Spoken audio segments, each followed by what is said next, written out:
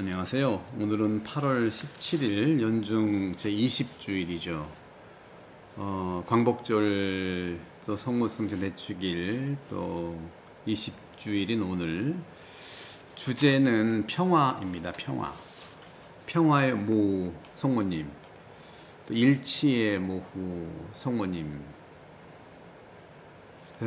성모님은 외적으로 여왕이라는 게 아닙니다. 우리는 살배를 지나 여왕이신 모우이시여 살배 구원을 이루어 주소서 이렇게 하지만, 성모님이 구원자라는 게 아니라 성모님은 외형적으로도 그렇지만 여왕이 아니에요. 그냥 시골뜨기 아낙네 처녀죠. 그런데 외형적인 것은 전혀 하느님과 다르지만 성모님이 위대한 점은 여왕이라고 우리가 칭호를 하는 정도라면 뭐냐면 하느님의 생각과 하느님의 행동과 완전히 일치했다는 겁니다. 그런 점에서 성모님은 우리의 어머니이시고 여왕이시며 우리를 구원해달라고 전구를 드리는 가장 존경하는 성인이시죠. 오늘 복음 루카복음 12장 49절에서 53절 보시면 제자들에게 말씀하신 거예요. 나는 세상에 불을 지르러 왔다. 방화범인가요? 그 불이 이미 타올랐으면 얼마나 좋으랴. 여기서 불이라는 건 성령의 불을 얘기하죠. 예수님, 내가 받아야 할 세례가 있는데 이 일이 다 이루어질 때까지 내가 얼마나 짓눌릴 것인가. 평화를 세상에 주러 온 것이 아니라 오히려 분열을 일으키러 왔다고 말씀하시면서, 오늘 복음은 아주 짧지만 한 집안에 5 식구가 서로 갈라져 세 사람이 두 사람에게 맞서고 두 사람이 세 사람에게 맞설 것이다.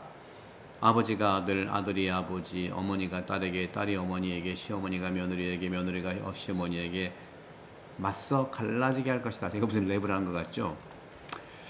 그런 점에서 평화를 추구한다는 거, 외적으로는 이렇게 갈라지는 것 같지만 저는 결론부터 말씀을 드릴게요. 우리가 세상이 전쟁이 얼마나 많습니까? 분열이 얼마나 많습니까? 걱정을 하지요. 정말 전쟁은 지옥입니다. 지옥이라는 게 어떤 걸까요? 아우구스티누스 성인께서는 405세기에 전쟁터에서 돌아가시면서도 그렇지만 그분이 회심을 이루고서 말씀하신 내용들이 얼마나 우리들의 지금까지 삶의 방향이 되는지 모르겠어요. 지옥이 뭐냐? 지옥은 전쟁이다. 그럼 전쟁이란 뭐냐? 지옥인데 지옥은 뭘까? 선의 결핍이라고 얘기한 겁니다. 선의 결핍이 뭔가? 선의 결핍이라는 게 무슨 말장난 같은 것 같이 생길지 모르면 그렇지 않아요. 통찰을 가지고 깊이 바라보세요. 선이라는 것은 하느님이고요. 선이라는 것은 하느님 나라고요. 선이라고 하는 것은 사랑이고요. 이런 거예요. 진리고요. 이것이 결핍되어 있는 거라는 거죠. 결국은 전쟁이 지옥인데 얼마나 하느님 나라의 결핍, 선의 결핍, 사랑의 결핍으로 이루어진 인간의 욕망, 인간의 그러한 무자비함, 악마 같은 모습. 인간의 악마 같은 모습으로 가장 잘 드러나는 데가 전쟁터예요. 전쟁터는 사람이 아니에요. 이게 일반적으로 보시면 여러분들 요즘에 저는 정당 얘기나 정치 얘기에 관심이 없어요. 저는 오직 그리스도의 관점에서 보는데, 어디에서 뭐 선거한다, 무슨 뭐 전당대회 한다 할 때 강연하는 사람들의 얼굴을 보세요.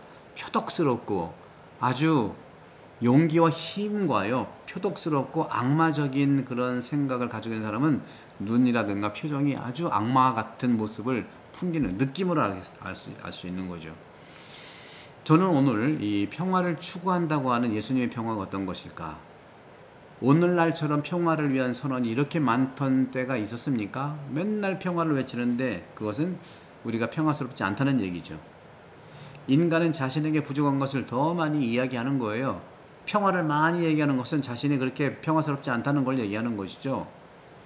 이런 선언 중에서 상처받은 마음의 외침과 갖고, 어떤 것은 기도와 같고 어떤 것은 반대되는 의도를 가리는 형식과 같은 거예요.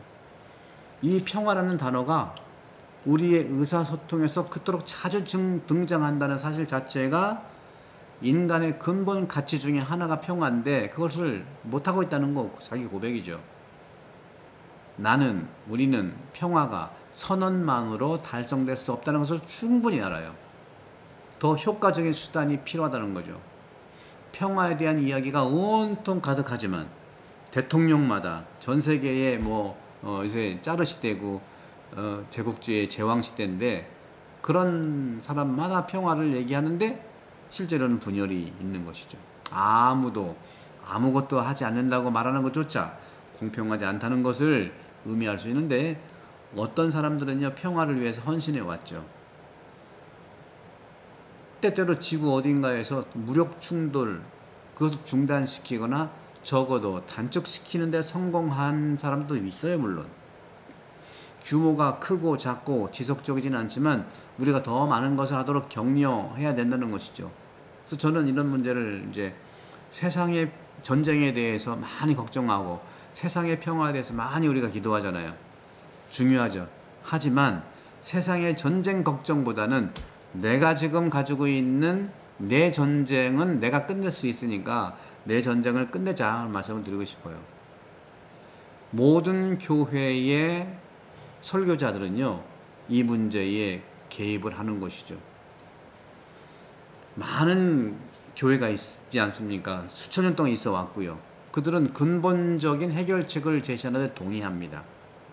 그리스도 외에는 아무도 세상에 평화를 줄 수 없다는 것을 동의하는 거예요.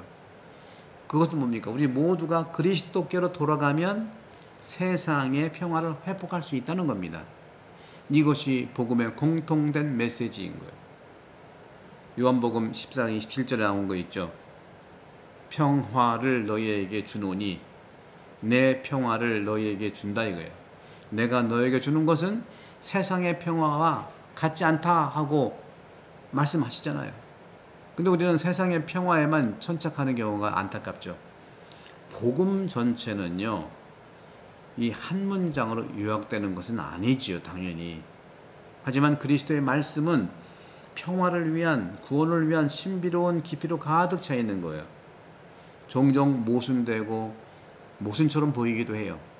오늘 복음 같은 경우는 모순이잖아요. 어떻게 분열을 주러 왔다고 얘기하겠습니까? 근데 한국 사람들은 알아요. 한국 사람들은 반대로 얘기하잖아요. 그죠? 반대로 얘기하는 경향이 있어요. 역지사지라는 말도 있고 또 국을 먹을 때 뜨거운데 시원하다고 하고 그런 거죠. 분열이라니까 더 평화를 살자 그런 뜻이죠. 이 평화의 약속이 예수님께서 오늘 루카복음에서 말씀하신 근본적인 불화와 어떻게 조화를 이룰까 하는 궁금증을 유발하게 하시는 거예요. 내가 세상에 평화를 주러 오는 줄을 생각하느냐? 내가 너에게 말한다. 분열이다. 한 집에서 다 아까 말씀드린 대로 그렇게 싸운다고 그랬잖아요. 예수님께서는요 이 말씀으로 청중들을 놀라게 하셨어요. 또는 적어도 불안하게 하셨다는 것이죠. 구약 성경에서 보편적 평화는요 메시아 시대의 주요 선물로 약속됩니다. 메시아의 칭호는 이사야서 9장 5절처럼 평화의 왕인 거예요. 따라서 예언자는 이 평화를 천상의 색채로 이렇게 색을 칠하는 거예요. 이사야서 11장 1절에서 9절. 따라서 평화라는 단어는요 참 쉽지 않은 단어입니다. 한자로 평, 화는 뭐냐? 공평할 평자죠. 화는 벼가 입에 들어갈 때 화자가 화자에다가 입 붙자잖아요. 잘 먹고 잘 살면 그게 평화다 하는 거죠. 이 예수님이 말씀하시는 예수님 당신의 평화를 온 세상이 말하는 평화와 혼동하지 말라고 경고하시는 거예요. 우리는 이 두 가지 세상의 평화와 주님의 평화, 그리스도의 평화를 구분해야 됩니다. 어떤 기준으로 구분해야 할까요? 당연합니다. 먼저 우리가 평화라고 부르는 것이 무엇인지를 알아차리고 이해해야 됩니다. 여러분들이 말하는 평화는 뭡니까? 소위 트럼프가 얘기하는 평화는 뭡니까? 푸틴이 얘기하는 평화는 뭡니까? 젤렌스키가 말하는 평화는 뭡니까? 북한이 말하는 평화는 뭡니까? 우리가 얘기하는 평화는 뭡니까? 다 각자 자기 평화를 모두에게 압박하는 거와 똑같은 거죠. 일상 언어로 평화는요, 가장 기본적인 것이 전쟁이 없는 상태를 얘기해요. 전쟁이 많은 거예요. 이게 가장 첫 번째. 유럽은요, 평화 속에 살고 있는 것을 느끼죠. 다시 말하면 우리가 여행을 하고 다른 나라를 방문할 수 있고, 젊은이들이 전쟁터로 강제로 끌려가지 않고 폭격을 두려워하는 등의 평화, 그런 것들에서 자유롭지 않습니까, 유럽은? 그러니까 1차적으로 유럽은 누가 이스라엘이나 하마스나, 예? 우크라이나처럼 폭탄으로 폭격을 하지 않잖아요. 그들은 제가 알기로는 수없이 전쟁을 치러왔던 경험이 있던 거예요. 그러니까 어려움이 많이, 지금도 제가 볼 때는 이해 못하는 부분도 있지만 외적으로는 그렇습니다. 이런 상황을 소중히 여기고 이를 보존하기 위해 기도하는 것은 마땅하지만, 하지만 평화라는 단어를 조금 넓은 의미로 사용된다는 것을 알아차려야 된다는 것이죠. 평화로운 시대에도 많은 사람이요, 그렇죠? 많은 사람이 평화롭게 살지 못하는 것이 현실이에요. 불안하게 만드는 것은요, 무기이지만 사실 넓은 의미에서 무기가 아니라 가정, 직장, 이웃, 사회의 불화이고 분열이고 오해고 갈라치기라는 거죠.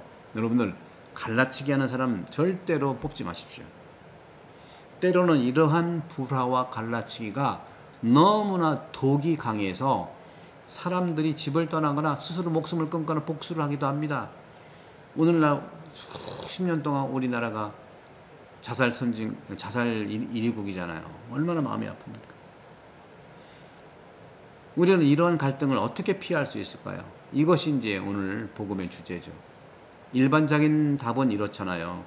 그리스도인이 세상의 전쟁을 막을 수 있을까요? 그럴 수는 없지만 말씀드린 대로 내 스스로 하는 전쟁은 막아보자 이거예요. 다른 사람들과의 접촉이 항상 평화로워야 합니다. 물론 이것이 거의 실현되지 않는 이상이라는 것은 말할 필요가 없겠습니다만은, 우리는 개인적인 적이, 원수가 전혀 없었던 사람들에 대한 이야기를 여기에서 저기에서 읽곤 합니다. 하지만 어떤 성인들은 진실하고 진실되는, 진실을 말하는 것을 두려워하지 않았기 때문에 충분히 만족을 해왔다는 것이죠. 결국에는 사람들과의 관계는 도로에서 차를 운전하는 것과 똑같다는 거죠. 누군가와 부딪히지 않는 것만으로 충분하지 않습니다. 우리와 부딪힐 수 있는 차도 많다는 거죠. 예수님께서 가정의 분열에 대해서 말씀하실 때 누군가가 그리스도인의 삶을 살고 싶어 한다는 사실만으로도 짜증을 내는 사람이 항상 있을 거라는 거죠. 하지만 세 번째 싸움과 세 번째 평화가 있는 거예요. 바로 인간 내면. 다시 말해 첫 번째 평화는 전쟁이 없는 것, 두 번째 평화는 가족, 사회, 여기서의 분열과 싸움. 세 번째 싸움과 평화가 있다는 건 바로 이거예요. 이것이 굉장히 중요한데 이걸 말씀드리고 싶어요. 바로 인간의 내면이라는 거죠. 그러니까 첫 번째 평화는 전쟁, 나라와 나라, 사람과 사람과의 싸움. 두 번째 평화와 그것은 그 외적인 가족끼리의 분열, 사회적인 거, 공동체적인 거, 이런 것을 얘기한다면, 세 번째 싸움과 세 번째 평화는 바로 각자의 내면이라는 말씀 드리고 싶어요. 그 내면 생각 속에 존재하는 평화를 말합니다. 벗어나기는 참 쉽지 않아요. 안토니오 수도원장은요, 사막의 교부고 수도자 아버지잖아요. 안토니오 수도원장은 아무도 만나지 않으려고, 아무도 보지 안 보려고, 모든 것을 잊으려고 사막으로 도망갔어요. 이집트의 사막은요 아주 신비로워요. 특히 밤에는 더욱 더 그렇습니다. 빛은 평화롭고 모래 언덕은 인상과 기억을 정말로 강하게 담아내고 이렇게 있는 거죠. 이보다 더 무엇을 바랄 수 있겠는가 할 수 있어요. 그런데도 그 고요한 환경에서 안토니오 성인은 죄송합니다. 안토니오 성인은 불평한 거예요. 주님, 기도하고 싶은데 생각이 허락하지 않습니다. 이것이 시작에 불과하기를 바랄지도 모르겠어요. 그런데요, 여러분들, 성인들은요, 이것 역시 환상일 뿐이라고 말합니다. 한 제자가 안토니오에게 이렇게 말했어요. 여러 생각에 사로잡혀서 괴로워합니다 하고 또 불평을 한 거예요. 그러자 안토니오 성인은 그 제자인 그 수도자를 지붕으로 이끌고 가서 말했어요. 바람을 붙잡아 보아라. 제자는 놀라워서 이렇게 바라보고 있는데 이어서 계속해서 안토니오는 말한 거예요. 이런 물질적인 바람을 붙잡을 수 없다면 어떻게 비물질적인 생각을 붙잡을 수 있겠느냐? 물질적 바람도 못 잡는데 어떻게 네 생각의 바람을, 비물질적인 생각을 붙잡을 수 있겠느냐 하는 거죠. 흘러가게 해야 되는 거예요. 우리가 한 말의 결론은 바로 어떤 측면에서 위로와 위안이 되지는 않는 부분들이 꽤 있습니다. 우리는 세상에서, 우리를 둘러싼 환경에서, 심지어 우리 자신 안에서도 평화를 찾을 수가 없어요. 온전한 평화는 사실은요, 하느님, 즉 예수 그리스도 다시 오시는 종말론적인 선물입니다. 그래서 묵시록이 그런 거 아닙니까? 해도 안 되니까 주님 어서 오세요 한 거잖아요. 다시 말하면 예수님의 재림을 통해서 이루어질 겁니다. 그렇다면 그때까지는 우리가 어떻게, 무엇을 할 수 있을 것인가? 실망을 할 것인가? 나는 그것을 얻기 위해서 지금 싸워야 된다는 거죠. 재림을 통해서 이루어지는데 그때까지 나는 그 재림을 통해서 이루어지는 평화, 종말론적인 선물을 지금 그것을 얻기 위해 지금 싸우자는 거예요. 내 입장에서, 내 처지에서 싸우자는 거죠. 이집트의 수도자들은 이렇게 고백했어요. 싸우지 않는 자 구원받지 못할 것이다. 많이 우리가 생각해 볼 필요가 있겠죠. 우리는 싸워야 됩니다. 종말론적인 선물인 평화가 올 수 있도록 내 나쁜 생각과 싸우고요. 그렇죠? 말씀드렸던 전쟁 반대, 또 분열 반대, 가족끼리. 그 다음에 생각, 나쁜 생각 반대, 내 안에 있는.